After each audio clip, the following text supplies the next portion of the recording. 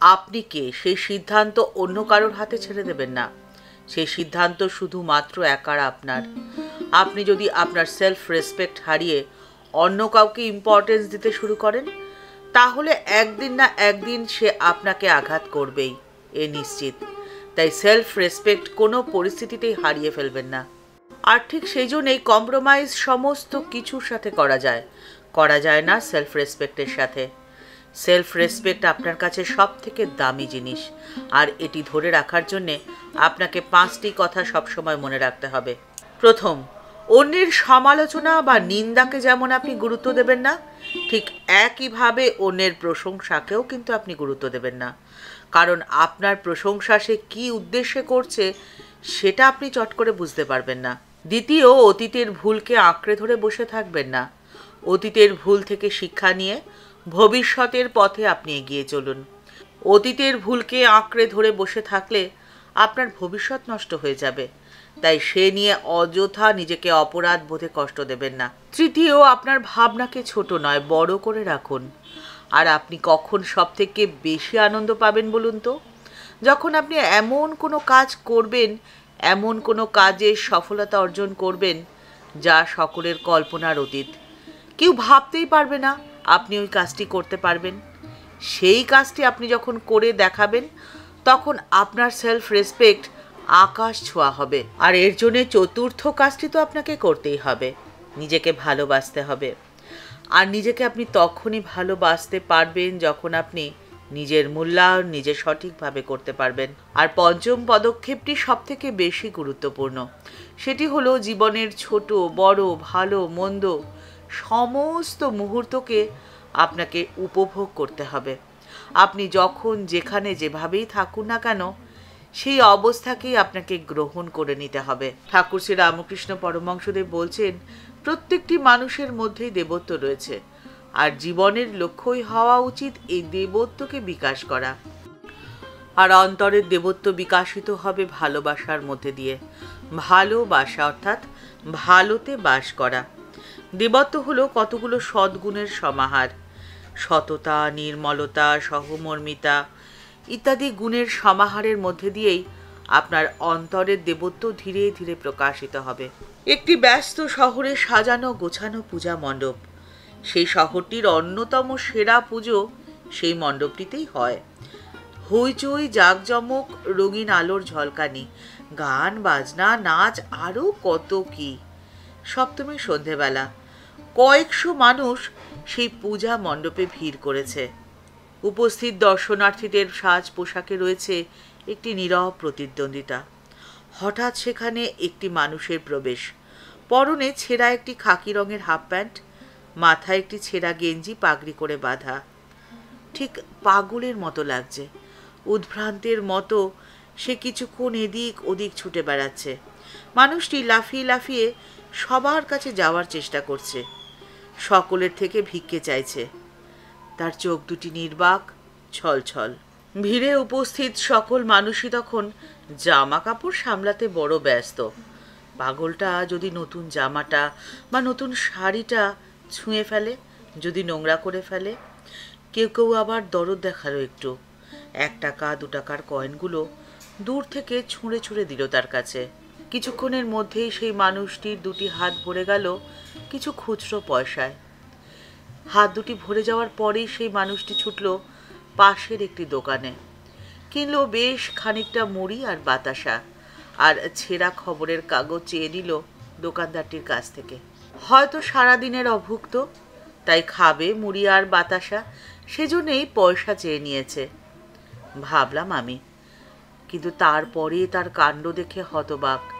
সে হাত তুলে কাদের যেন ডাকছে, আর তার ডাকে যারা দৌড়ে আসলো তাদের মাথায় তেল ছিল না। কারো কারো পরনে ছেঁড়া পোশাক, কারো পরনে সেটুকুও নেই। এরকম 7-8টি বাচ্চাকে সেই পাগলটি ডেকে নিল, আর ছেঁড়া কাগজটির মধ্যে মুড়ি আর বাতাসা তাদের প্রত্যেকের হাতে তুলে দিল। আর সেই বাচ্চাগুলো সেই খাবারটি মহা আনন্দে খাচ্ছে। একদিকে ভিড়, আইসক্রিম, চকলেট, নানান রকমের খাবার, আর অন্যদিকে মুড়ি বাতাসা খাওয়া পরিতৃপ্ত মুখ। মন থেকে ভেসে আসলো একটি অস্ফুট প্রশ্ন, ঈশ্বর কোথায় রয়েছেন?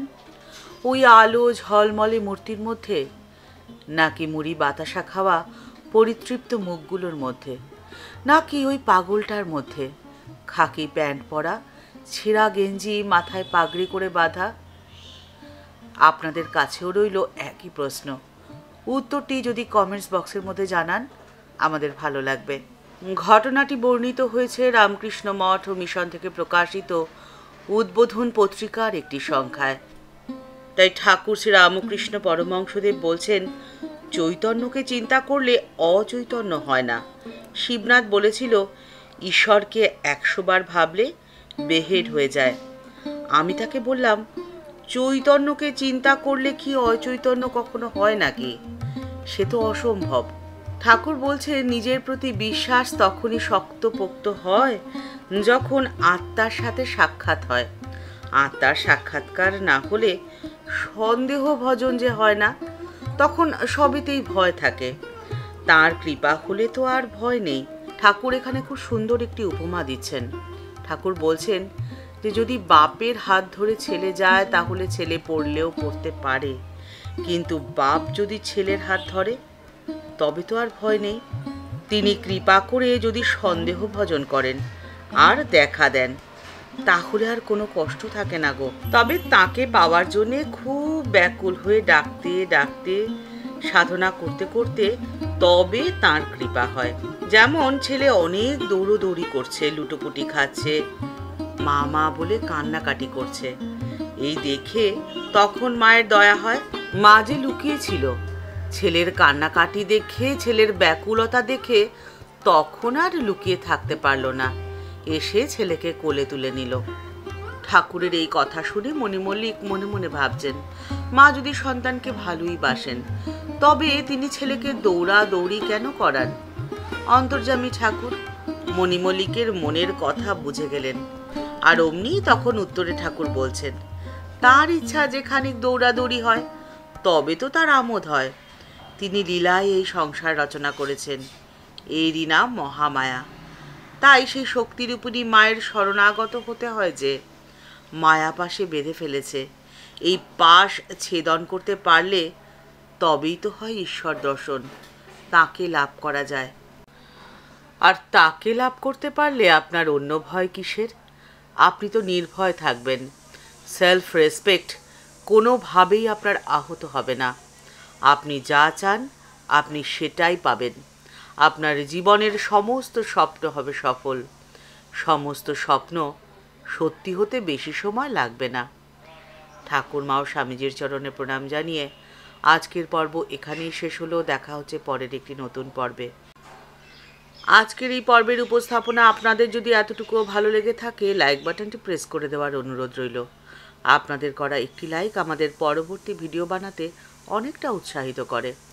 আপনি যদি এই চ্যানেলে নতুন হয়ে থাকেন, চ্যানেলটিকে সাবস্ক্রাইব করে বেল বাটনটি ক্লিক করে অল বাটনটিতে ক্লিক করে দিতে পারেন। তাহলে এই চ্যানেলে ভিডিও আপলোড হলে সবার প্রথমে আপনার কাছে নোটিফিকেশানটি চলে যাবে। এই ভিডিওটি আপনার ভালো লেগে থাকলে অনেকের মধ্যে শেয়ার করে দিতে পারেন। দেখা হচ্ছে পরের একটি পর্বে। সবাই ভালো থাকবেন, সুস্থ থাকবেন। নমস্কার।